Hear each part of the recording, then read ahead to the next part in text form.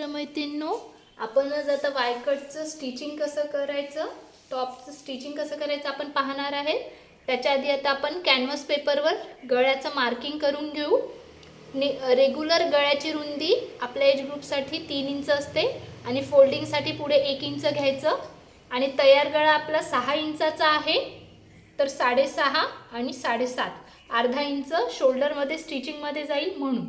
त्याच्यानंतर 3 वर पॉइंट करायचा आणि त्याच्यानंतर हा बॉक्स आधी तयार करून घ्यायचा। हा बॉक्स तयार करून घेतल्यानंतर इथून 5 इंच खाली यायचं, पॉइंट करायचा 5 वर। त्याच्यानंतर हा क्रॉस मध्ये पॉइंट जोडून घ्यायचा, त्याच्यात पॅरलल ही लाईन काढून घ्यायची। हे झालं आपलं पुढच्या गळ्याचं मार्किंग। याची रुंदी घेतलेली आहे 3 इंच, लांबी घेतलेली आहे 6.5 इंच। फोल्डिंगसाठी साइडनी खालून आणि बाजूनी 1-1 इंच सोडलेला आहे। हे आता आपण कटिंग करू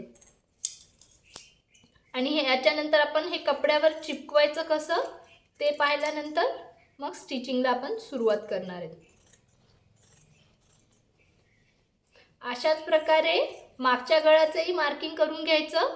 आपल्या मागच्या गळ्याची लांबी आहे 3.5 इंच, तर आपण तयार 3.5 पाहिजे तर 4 आणि 5 चा बॉक्स तयार करून घेणार आहे।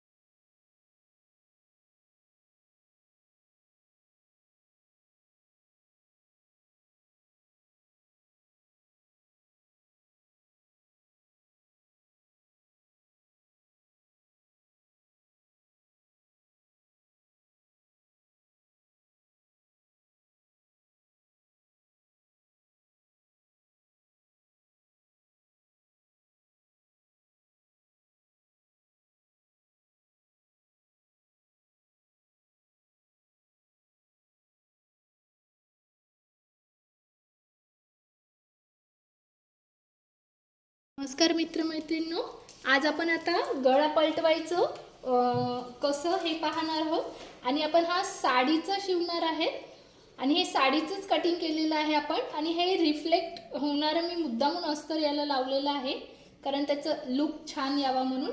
आणि याची गळ्याची रुंदी घेतलेली आहे 6 इंच आणि याची गळ्याची लांबी आहे 6.5 इंच।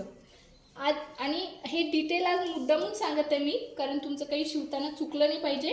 आणि ह्या साडीची बॉर्डर मी काढलेली आहे आणि हीच साडीची बॉर्डर याला परत लावणार आहे। आणि आपण आता पाहणार आहोत गळा कसा पलटवायचा। सगळ्यात आधी आता सेंटरवर मार्किंग करून घेतलं आणि त्याच्यानंतर हे आपण आता हे स्टिच करू आणि पंचकोनी गळाच वायकटच्या ड्रेसला कंपल्सरी घ्यावा लागेल, त्याच्यामुळे तो पॉइंट नाही येणार। आणि हा झाला आपला सेंटरमधून शिलाई मारून घेऊ त्याच्यानंतर आणि कॉमन सगळ्यांसाठी गळ्याची रुंदी ही 6 इंच घ्यायची. त्याच्यानंतर आपण हे कॅनव्हासच्या एक्झॅक्ट बाजूनी आपण शिलाई मारून घेणार आहे.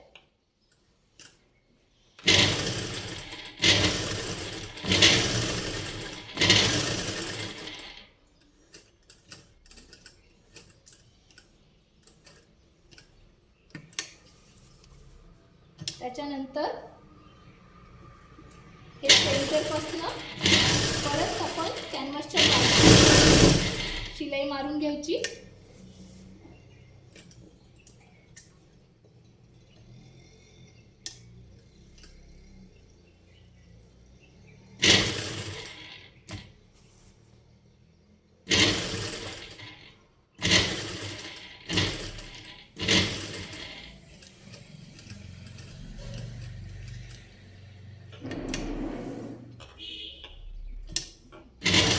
नंतर याची आपण शिलाई मारून घेतल्यानंतर आता आपण हे शिलाई मारून घेतल्यानंतर हे आपण आता पाव इंच ठेवून हे कापून घेणार आहे. आणि मग त्याच्यानंतर आपण हा गळा पलटवणार आहे.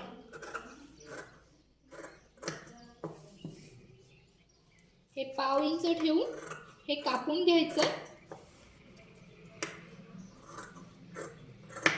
त्याच्यानंतर जिथे जिथे आपले पॉइंट येत आहेत तिथे सगळ्यात आधी कचके मारायचे आणि जिथे तिथे क्रॉस मारायचा.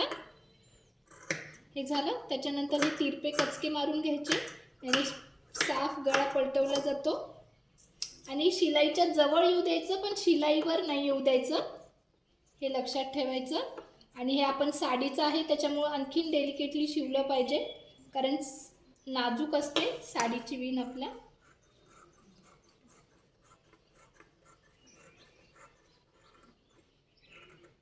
हे आता पलटवलं आपण आणि याला आता आपण याला दाब शिलाई मारून घेऊ.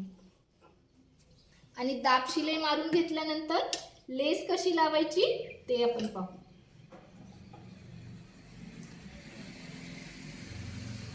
आपण आता याला लेस लावणार आहेत त्याच्यामुळे मी इथून शिलाई मारणार आहे याला, कारण आपण याच्यावर लेस लावणार आहे म्हणून.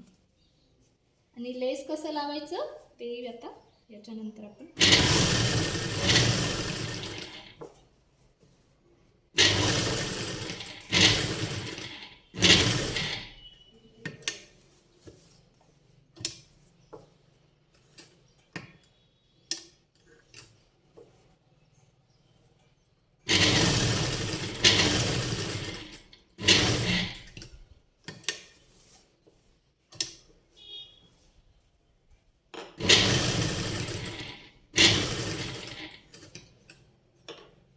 आणि हे मुद्दाम विरुद्ध रंगाचा दोरा घेतलेला आहे जेणेकरून ते स्पष्ट व्हिडिओमध्ये दिसलं पाहिजे.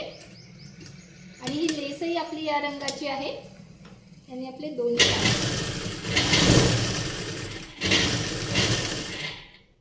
आणि हा झाला आपला गळा पलटवून. आता लेस कशी लावायची ते आपण पाहू.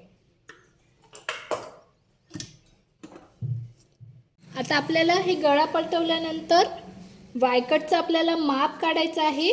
ते डावीकडे वायकटचा असा क्रॉस असतो तो आपण आता कसा केलाय ते पाहू. आपली गळ्याची रुंदी आहे 3 इंच, ही 3 इंच आहे. आणि हे जो आपला शोल्डर आहे त्याचा आपण मध्य काढलेला आहे. तर हे झालं आपल्या गळ्याचे 3 इंच आणि हे +2 हे झाले 5. याच्यानंतर जो गळ्याचा मध्य काढलेला आहे त्या पॉईंटपासून 5 वर हे मार्किंग करायचं. आणि याची हाईट 8.5 इंच वरून शोल्डरपासून 8.5 किंवा 9 वर पॉईंट करायचा.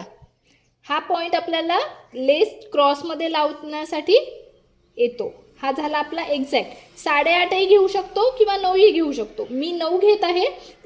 आपण जाड व्यक्तीचं शिवत आहे म्हणून आपण 9 इंचावर घेतलेलं आहे. रोड व्यक्तींसाठी 8.5 वर घेतलं मार्किंग केलं तरी चालतं, ते बरोबर येतं. त्याच्यानंतर हे सेम मेजरमेंट इथे आपण समजा आता हे आपलं बॉटम घेर आहे. बॉटम घेरचाही आपण सेंटर काढला.